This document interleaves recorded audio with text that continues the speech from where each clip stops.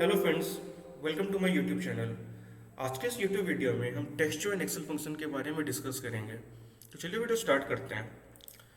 Friends, video start करने के पहले यदि आपके एक्सेल वर्जन में जो आप यूज़ कर रहे हैं वहाँ पे टेक्सचर एंड फंक्शन इनेबल ना हो तो आप मेरा प्रीवियस वीडियो देखें जहाँ पे मैंने आपको बताया है कि टेक्सचर एंड फंक्शन को किसी भी माइक्रोसॉफ्ट एक्सेल के वर्जन में कैसे इनेबल करेंगे हम एडेंस की हेल्प से। तो वहाँ पे हमें कुछ फाइल्स को अपलोड करना होता है, तो मैंने प्रीवियस वीडियो में वो बताया। तो पहले वो आप वीडियो चेक करिए, उसके बाद आप ये वीडियो स्टार्ट कर सकते हैं। तो चलिए वीडियो स्टार्ट करते हैं। यहाँ पे हमारे पास कुछ नेम्स गिवन है एंड उनके एड्रेस गिवन है। अब ये जो एड्रेस है वो मल्टीपल कॉलम्स में हमारे पास दिए हुए हैं। अब हमें जो ये एड्रेस है वो सिंगल सेल में प्रिंट करना है और कॉमा सेपरेटेड प्रिंट करना है। तो हम कैसे करेंगे?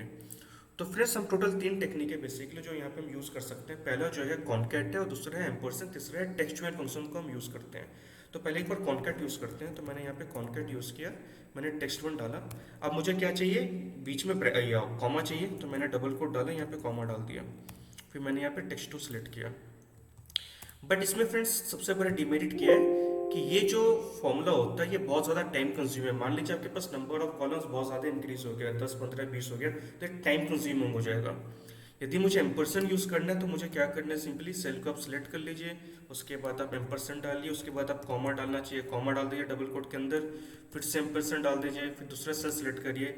तो आप देख सकते हैं फ्रेंड्स, हमने कॉन्केट यूज़ किया एंड एम्परसेंट यूज़ किया, बट ये दोनों मेथड क्या है, बहुत ज़्यादा टाइम कंज्यूमिंग है। इस टाइम कंज्यूमिंग को ही रिड्यूस करने के लिए यहाँ पे टेक्स्ट ज्वाइन फंक्शन को लोगों ने यूज़ करना स्टार्ट किया। बेसिकली कॉन्केट और एम्परसेंट फंक्शन कौन यूज़ करते हैं? जिनके एक्सेल में अभी तक टेक्स्ट ज्वाइन फंक्शन इनेबल ना हुआ हो। तो यदि आपके एक्सेल में अभी टेक्स्ट ज्वाइन फंक्शन नहीं इनेबल है तो मेरा प्रीवियस वीडियो आप जरूर देखें। तो टेक्स्ट ज्वाइन में सिंपली क्या होता है, आपको यहाँ पे टेक्स्ट ज्वाइन करना है। आपने टेक्स्ट ज्वाइन किया तो पहला ऑप्शन आता है डेलीमीटर। तो डेलीमीटर मेरा क्या है? कॉमा। उसके बाद है ignore empty cell.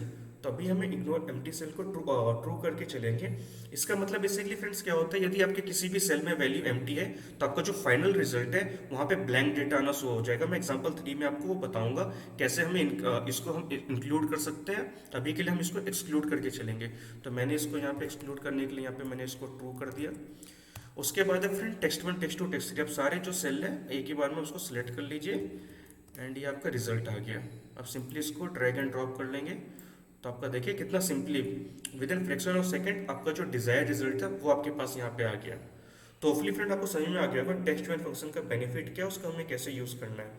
Last example 3 में आपको बताऊंगा इंक्लूड एम्प्टी सेल्स। इस मेथड में यदि हम इंक्लूड एम्प्टी सेल्स को इंक्लूड करते हैं तो रिजल्ट कैसा आता है। तो फ्रेंड्स, अभी आप देखोगे यहाँ पे जितने भी आपके जो डेटा है वो मल्टीपल कॉलम्स में गिवन है। अब मान के चलो जितने भी डेटा है वो सिंगल सेल्स में ही सिंगल कॉलम में गिवन है। फॉर एग्जांपल यहाँ पे मेरे पास कस्टमर के नेम्स गिवन है, उनकी ईमेल आईडी गिवन है।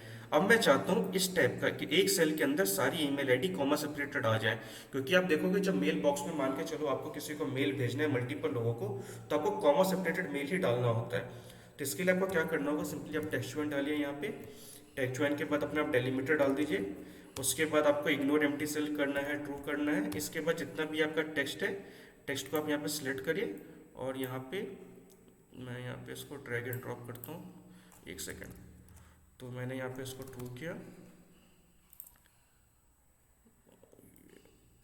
तो यहाँ पे C4 से वैसे मैं ये कर लेता हूँ, C4 से लेके C11 तक होगा और ये हम ये कर लेते हैं। तो देखिए आपका जितना भी डिजायर्ड रिजल्ट है जो भी है वो एक सेल के अंदर आ गया, सारे कॉमा सेपरेटेड ईमेल आईडी आ गए हैं।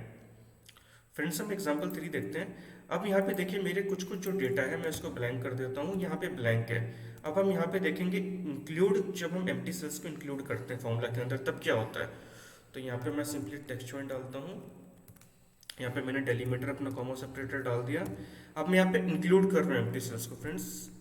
उसके बाद मैंने टेक्स्ट है सारे टेक्स्ट को डाल दिया।